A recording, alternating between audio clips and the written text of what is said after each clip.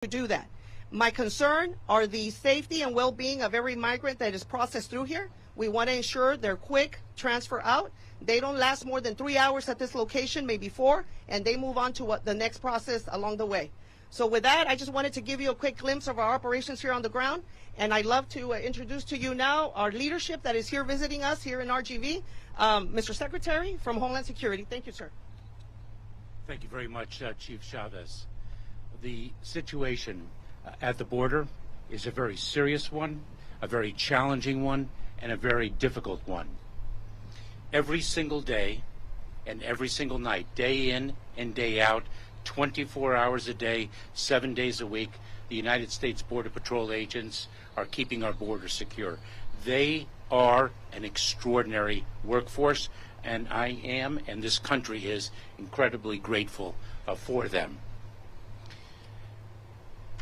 The situation is indeed very difficult. I was in McAllen yesterday, and I'm in Brownsville today. And what the purpose of my trip is to review our operations and to see our planning for the end of Title 42 in action. I met with Border Patrol agents. I have met with our extraordinary Office of Field Operations Personnel of U.S. Customs and Border Protection. I met at Port Isabel with our Immigration and Customs Enforcement personnel, with local community leaders, law enforcement leaders, with nonprofit organizations as well.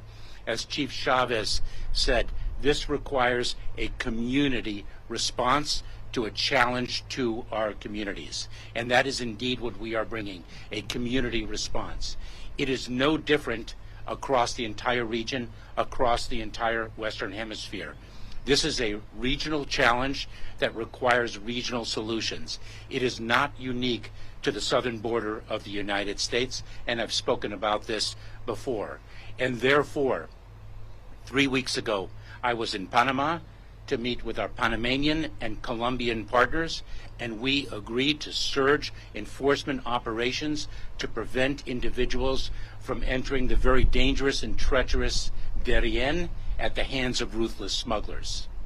Earlier this week, the President's Homeland Security Advisor met with the President of Mexico and agreed upon an enforcement surge in the south of Mexico to prevent individuals from being exploited by smugglers, as those vulnerable individuals are misinformed by the smugglers and brought to the southern border only to be returned. A regional challenge requires a regional solution. Let me give you a brief overview of our approach. As we indicated last week, we are building lawful pathways that will provide a safe and orderly way for individuals who qualify for relief under United States law to reach the United States safely. We are building on the success of our parole processes that we announced on January 5th for the Cubans, Haitians, Nicaraguans, and Venezuelans. We saw a 95% drop in the number of encounters of those individuals at our southern border because we built lawful pathways for them to access. And that is the model that we are building upon. Last Thursday, Secretary of State Tony Blinken and I announced the development of regional processing centers in different parts of South and Central America to enable individuals to access lawful pathways from those regional processing centers, whether they qualify for refugee processing, whether they qualify for our existing and expanding family reunification programs, whether they present acute vulnerabilities that may qualify them for humanitarian parole on a case-by-case basis. We are reaching the people where they are. It is not only our security obligation, it is our humanitarian responsibility to cut the smugglers out, and that is indeed what we are doing. We are building pathways. At the same time, we will deliver consequences for individuals who arrive at our southern border irregularly. That is our commitment and our obligation as a way of cutting the smugglers out and taking care of the safety and needs of individuals who qualify for relief. In a post-Title 42 environment, we will be using our expedited removal authorities under Title 8 of the United States Code. That allows us to remove individuals very quickly. We will, by May 11th, finalize the rule that we published in a proposed format that provides that individuals who do not access our lawful pathways will be presumed to be ineligible for asylum and will have a higher burden of proof to overcome that presumption of ineligibility. We are building lawful pathways, and we are delivering consequences for those who do not use those meaningfully accessible pathways. The message is very clear. We are coming with the relief that our laws provide to the individuals in need. The border is not open. It has not been open, and it will not be open subsequent to May 11th. And the smugglers who exploit vulnerable migrants are spreading misinformation. They are spreading false information, lies, in a way to lure vulnerable people to the southern border, and those individuals will only be returned. To the individuals themselves who are thinking of migrating, do not believe the smugglers. Please access the official government publications. Please access the official government information on the Department of Homeland Security website for accurate information, because you are being deceived and you are risking your lives and your life savings only to meet a consequence that you do not expect at our southern border. To meet our objectives, we have been and continue to surge resources, personnel, transportation capabilities, airplanes to effect a greater number of removals every week, additional facilities, the remarkable facility that the United States Border Patrol set up here in collaboration with the community of Brownsville. This was set up in just 72 hours. We are surging resources. Earlier today, we also announced the distribution of additional funds to border communities, nonprofit organizations, and several interior cities to meet their needs in their partnership with us to address the situation at our border and to address the humanitarian needs of migrants. We distributed approximately $330 million more today for the benefit of those organizations. We have a plan. We are executing on that plan. I have come to McAllen and Brownsville to see firsthand that plan in action. Fundamentally, however, we are working within a broken immigration system that for decades has been in dire need of reform. That is a fact about which everyone agrees, and we urge Congress to fix our broken immigration system. And until then, we will do everything that we can within our authorities to provide an orderly and safe pathway for individuals who qualify for relief under the laws of the United States of America. Thank you, and with that, I will turn it over to Deputy Commissioner Kari Huffman of Customs and Border Protection. Thank you, Secretary. First off, I'd like to say I'm very glad to be here along with the Secretary, Chief Chavez, Chief Ortiz, and the rest of the CBP team. We are facing a very, very challenging time.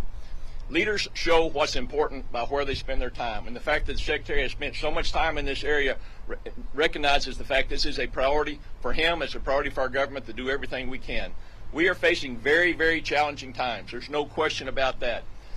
And we have been preparing for these challenging times for quite some time, and we're ready. There's no better team to face this than the CBP team, which is a good example of that, of our preparations, the ability for the RGV sector to set up this process in 3 short days is kind of builds upon the lessons we've learned and how our preparation we've done that make us ready to take on this situation. We're surging resources quickly all across the border to different places that we need it. We've increased our capacity by a third over the last 24 months to help us be prepared for this, and we're working hard to do this. We're focused on getting as many agents back on the line. We've been hiring for the last year or so contractors and non-uniformed personnel to do jobs that Border Patrol agents normally do to get them back on the line. So it's very important to do that. To follow up on what the Commissioner said on May the 11th, it will still be unlawful to enter this country illegally. We will be relying upon our decades-old Title VIII processes we've used time and time again in the past to enforce the law and to protect the border. That, coupled with increasing in criminal prosecutions, will allow for the rule of law to prevail on our border. And that's our goal, and that's the challenges we're facing. But I want to spend a few minutes here to talk about the CBP team and tell you exactly how proud I am on the work they've done and continue to do. For the last year and a half, I have traveled this country, and I'm many different stations, many different locations, talking to our workforce to better understand their challenges they're facing. And I can tell you, I'm sure the Secretary, Chief Ortiz, and Chief Chavez agree, we couldn't be more prouder than the work they do in the communities and the community they work with, which is further identified in the risk they take. And I couldn't close out with making one moment about the work of our recently with the U.S. Border Patrol BORTAC team and how they raised up in the community to help arrest a wanted murderer who had been on the run for several days to help keep that community safe. That's the quality of the personnel you have working this border situation. That's the quality of the people in your community, and I couldn't be more proud of them. With that, I'm going to turn it over to Chief Ortiz to give more operational details about what's going on with our preparations. Chief. Good afternoon, and thank you, Deputy Commissioner, Mr. Secretary, for coming down here to see firsthand the great work that's unfolding in Rio Grande Valley and South Texas, and then Chief Chavez for your leadership. I will tell you that a couple weeks ago, the Secretary asked me, where do we need to go first, Chief? And I said, before May 11th, we need to go to South Texas. We knew that we were going to see some increases down here, and that has transpired over the last 2 weeks. Brownsville has traditionally been a slower area for us in South Texas, and what we've seen that's unfolded here just south of us is migrant populations from Venezuela have crossed 24 hours a day. The Chief responded with medical assets and resources. We've asked for some support from other agencies. We've got our Texas Department of Public Safety personnel working side by side by our Border Patrol agents, and we have our OFO partners, and then we have our state and local partners. Once again, this is a team effort. We're continuing to move these migrants into our processing facilities as quickly as we possibly can. We have tremendous capacity here in South Texas. We have had that for about 6 or 7 years, and we're going to continue to leverage that to the best of our ability. As the Secretary mentioned, we're going to balance that against our border security mission set. We want to keep as many Border Patrol agents out on those front lines, allow our processing coordinators, our volunteers, our DOD personnel, the 1,500 DOD personnel are going to help us on those admin functions so we can get agents back out on patrol. Ultimately, our goal is to keep these communities safe and make sure that our agents are safe when they're out there performing their duties each and every day. So, Mr. Secretary, thank you for your continued support of the Border Patrol, and we appreciate the fact that you guys continue to cover this story because it is an important story. Thank you. All right, we'll take some questions. We'll start with Rebecca with the Associated Press. Can you explain why you've seen this big surge in the last couple weeks? Sorry, thank you. Oh, sorry. Can you explain why you've seen this big surge in the last couple weeks? And if you're seeing this big of a surge ahead of May 11th or May 12th, what are you expecting come May 12th? So the surge over the past couple weeks is really focused on one particular demographic. We've seen an increase in the number of Venezuelan nationals coming to our border. It's very difficult to identify the cause. You know, the challenge of migration is, in one aspect, it's dynamism. It is a very complex phenomenon. We saw the tragic fire in the city of Juarez in Mexico and the impact domestically within Mexico, and since then we saw over the past 2 weeks a significant surge of Venezuelans. We have reached an agreement with the government of Mexico to address that surge, and we're going to see the results of that agreement very shortly.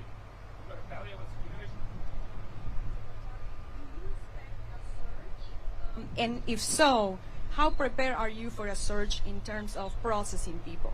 So just to make sure that everybody heard the question, do we expect a surge, and if so, how prepared are we? So as the Commissioner mentioned, as Commissioner Huffman mentioned, we've been preparing for well over a year. It was in September of 2021 when we first developed a 6-pillar plan to address the end of Title 42. We updated that throughout the calendar year 2022. So we've been preparing for quite some time, and we are ready.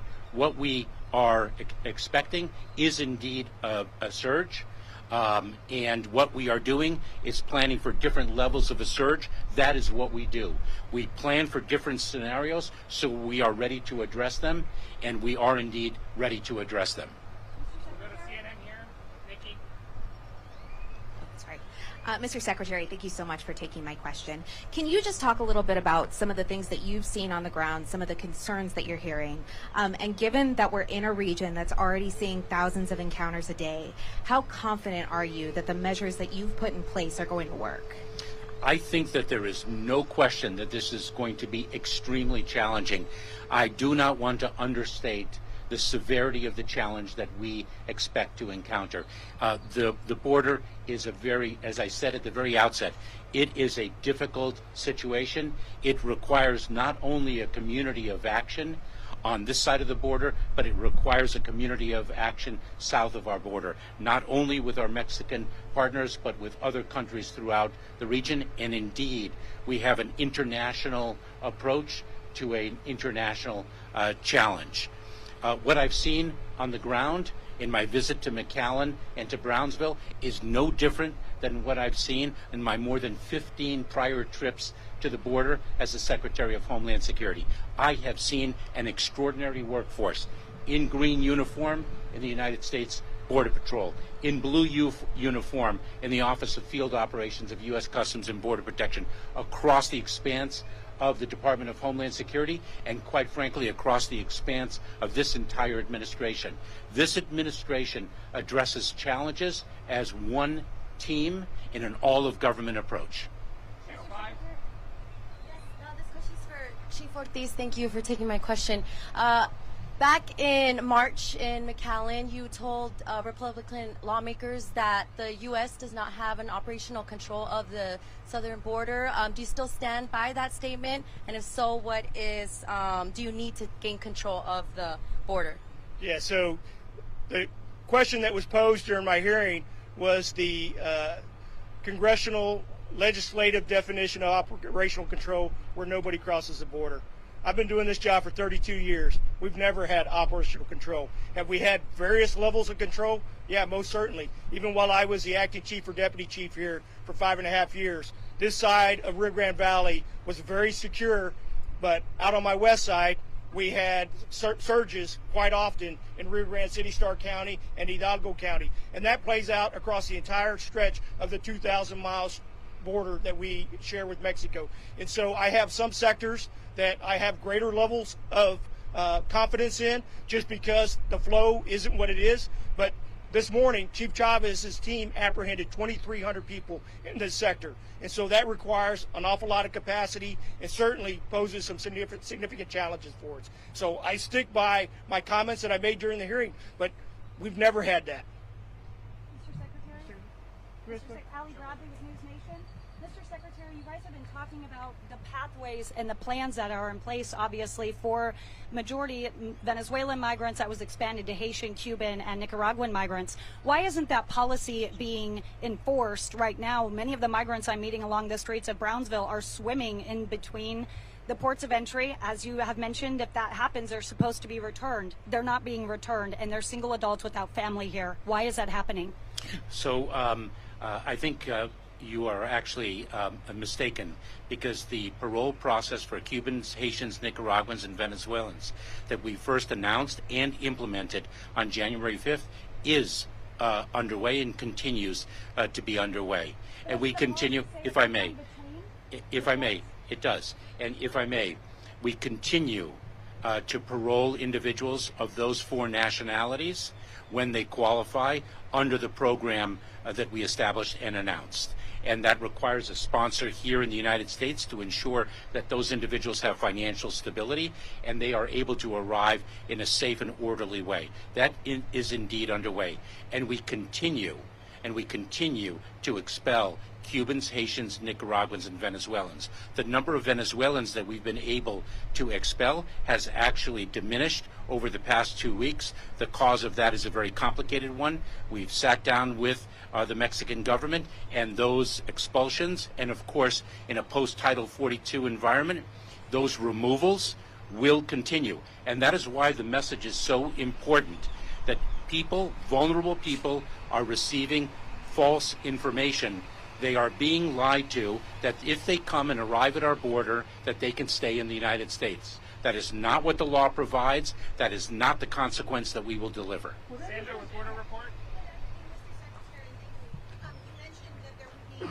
I'm sorry, good afternoon, Mr. Secretary. You mentioned after May 11th there would be, quote, a higher burden of proof that the migrants would need to show have exceptions. Could you expand upon that? Could you also talk about the credible fear interviews and the processes that you're going through to expedite these migrants, so many?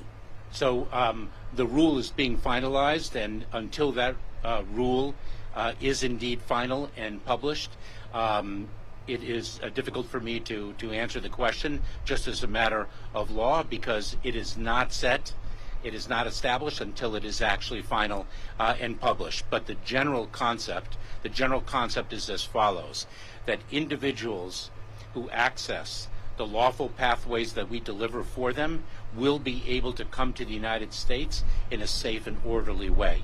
Those who travel irregularly in the hands of smugglers, because I have to repeat again, it is a security and humanitarian imperative that we cut the smugglers out.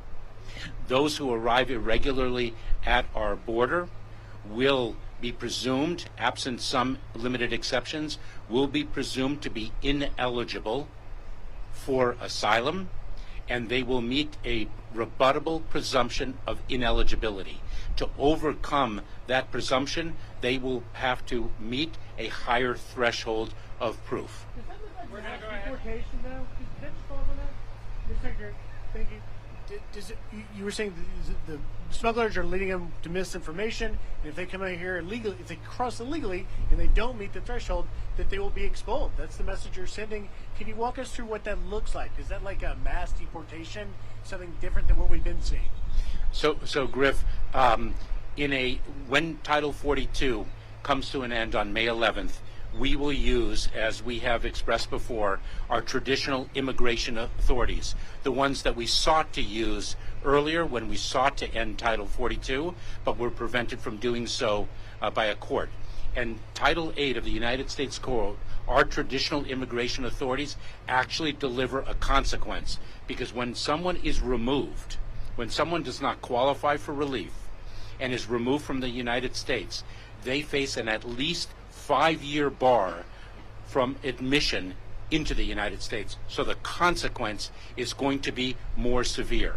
And what we will do is remove individuals who do not qualify for relief under the standard that will be set by the rule that we will have finalized by May 11th. And we're going to finish up with his last question from Nicole. Thank you so much. I just have a question for you, Mr. Secretary, and a quick one for Chief Ortiz. Mr. Secretary, we've heard from mayors here in the Rio Grande Valley and across Texas that they're concerned they're not equipped to handle the number of migrants entering their streets. DHS just allocated, as you mentioned, $300 million to NGOs in border communities. But does the federal government have a role in standing up housing and medical care, especially when hospitals, NGOs, and churches are at capacity and migrants are sleeping on their sidewalks? And just quickly to Chief Ortiz, can you explain geographically where troops will be located? Which sectors are they staying? So, Nicole, we are working very, very closely with city and local officials. As I have expressed earlier, we are working with nonprofit organizations. This requires a community response, and we are providing funding through our emergency food and shelter program. Congress allocated $800 million to this program. Last year, we only had $150 million.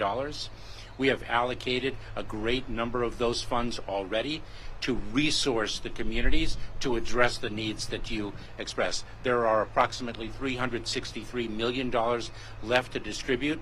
We will do that through the new Shelter and Services program. The community challenges require a community response, and we are working holistically with communities across the border to address this challenge. And then with respect to the DOD personnel, so currently we have 2,500 DOD personnel supporting the CBP Border Patrol mission, and they're housed and stationed across the southwest border. The additional 1,500 personnel that are going to be allocated over the next few weeks will be based in El Paso. But what that will allow me to do is resources that I've been dedicating to El Paso, because it has been a much busier place over the last 6 months, I'm going to be able to reallocate those to some of the other sectors that require some additional capacity. So we're going to be able to balance that out. We've got a plan. We've been working with our partners with DOD, and we appreciate their support. Thank you. I want to say something more about that, if I may, Chief Ortiz and Nicole. The deployment of Department of Defense personnel is nothing new. Since 2006, every single year since 2006, U.S. Customs and Border Protection, and specifically the United States Border Patrol, has relied upon additional resources from the Department of Defense. This year is the first year, thanks to President Biden's budget, this is the first year since 2011 that we have been able to dedicate 300 new Border Patrol agents to the United States Border Patrol. The President's fiscal year 2024 budget asks for an additional 350 Border Patrol agents. We are plussing up the United States Border Patrol for the first time in more than a decade, and we are committed to continuing to do so. Resources are vital to the effort that we have underway. The challenges will be significant. The plans we have in place are tailored to meet those challenges. We have the greatest workforce in the world to fulfill our mission, and we will do so, and I'm so incredibly proud to support them. Thank you all for being here.